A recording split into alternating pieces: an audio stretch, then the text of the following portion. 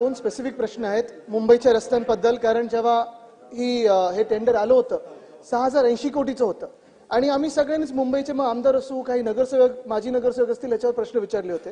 माझे दोन प्रश्न आहेत. ॲडव्हान्स मोबिलिटी जो देणार होतो किंवा बीएमसी देणार होतं 10%चा, आम्ही मागणी करत होतो की मुंबईत कधीही ॲडव्हान्स मोबिलिटी दिली नव्हती आणि ब्राउनफील्ड प्रोजेक्ट्सला पण देत नाही, ग्रीनफील्ड प्रोजेक्ट्सला देतो. तर ती ॲडव्हान्स मोबिलिटी 10%ची दिली आहे का? आणि दुसरं म्हणजे 6080 कोटी जर आपण पाहिलं पूर्ण टेंडर तर ते बीएमसीच्या एस्टिमेट कॉस्टपेक्षा काही 4%, काही 5%, काही 60% जास्ती होतं. तेव्हा बीएमसीने सांगितलं होतं की नाही आता मी त्यांना परत ते एस्टिमेट कॉस्टवर आणू.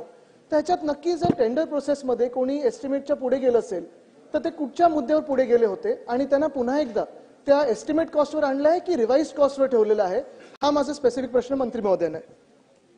अध्यक्ष महोदय, सन्मान्य सदस्य आदित्यजींनी जो प्रश्न या ठिकाणी मांडलेला आहे त्याच्यामध्ये मोबालिटी चार्ज काही ठिकाणी आपण दिलेला आहे, परंतु तो देत असताना सगळ्याची छाननी करूनच देण्यात आलेला आहे. आणि म्हणून मगाशी सांगितलं की मगाशी जो मुद्दा मांडण्यात आला होता की याच्यामध्ये लायबिलिटी पिरियड किंवा ह्या सगळ्या गोष्टी ज्या आहेत त्याचे देखील त्याच्यामध्ये सगळं इन्क्लूड केलेलं आहे. 6632 कोटी रुपयाची 698 रस्त्यांची कॉन्क्रीटची कामं आहेत आणि ही कॉन्क्रीटची जी कामं आहेत याच्यामधली काही कामं पूर्ण झालेली आहेत, काही कामं ही प्रगतीपथावर आहेत. आणि ही प्रगतीपथावर असताना या सगळ्या गोष्टीचं थर्ड पार्टी ऑडिट देखील आपण करतोय आणि थर्ड पार्टी ऑडिट करून याची क्वालिटी देखील तपासतोय. आणि क्वालिटी तपासत असताना ज्या काही कार्यारंभाला उशीर झाले असतील किंवा काम जास्त काळ चाललं असेल तर त्याच्यासाठी काही वाहतूक पोलीस परवान्याचे देखील प्रश्न आहेत, काही सीआरझेडचे देखील प्रश्न आहेत, परंतु याच्यामध्ये कुठेही अनियमितता दिसत नाही. ही सगळी जी कामं आहेत ही अतिशय पारदर्शकपणानं सुरू आहेत.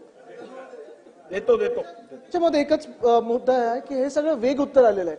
कुठे कुठे दिलेलं आहे ॲडव्हान्स मोबिलिटी? कारण मुंबईत जेव्हा आम्ही हा प्रश्न विचारला होता तेव्हा मुंबई महानगरपालिकेच्या आयुक्तांनी स्पष्टपणे प्रेस कॉन्फरन्स घेऊन सांगितली होती की आम्ही ॲडव्हान्स मोबिलायझेशन आता देणार नाही. काही आमदारांनी त्याला विरोध केलेला आहे, आम्ही ते ॲडव्हान्स मोबिलायझेशन रद्द करतोय.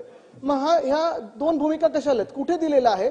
आणि मागच्याच आठवड्यात जे उत्तर आलं मुंबई महानगरपालिकेचं की फक्त 26% काम झालेलं आहे. मग 26%च काम झालं असेल तर कुठचे रस्ते पूर्ण झालेत आणि कुठे आणि कशासाठी ॲडव्हान्स मोबिलिटी दिलंय? अध्यक्ष महोदय, मगाशी जेव्हा मी काही कामं पूर्ण झालेली आहेत ते मला असं वाटतं की आपण सभागृहामध्ये नव्हता. याच्यामध्ये पहिल्या पॅकेज मधले जी 4 कामं आहेत त्याच्यामध्ये 81 पैकी 45. त्यांचा प्रश्न फार सोपा आहे. त्यांचा प्रश्न एवढाच आहे की ॲडव्हान्स मोबिलायझेशन तुम्ही किती दिलेला आहेत आणि त्याच्या अगेन्स्ट किती काम झालेलं आहे? नाही, याच्यामध्ये सांगतो नाही, याच्यामध्ये जो दिला गेला त्याच्यासाठी काही रूल्स अँड रेग्युलेशन्स फॉलो केले गेलेले आहेत. किती दिलाय त्याची आकडेवारी मी आपल्या पटलावर ठेवतो, परंतु ज्या काही परमिशन्स घ्यायच्या होत्या, ज्या काही कामं सुरू करताना काही टेस्टिंग करायच्या होत्या, या बाबतीतलाच फक्त मोबालिटी ॲडव्हान्स त्या ठिकाणी दिलेला आहे असं रेकॉर्ड आहे आणि ते सगळं रेकॉर्ड मी पटलावर ठेवेन.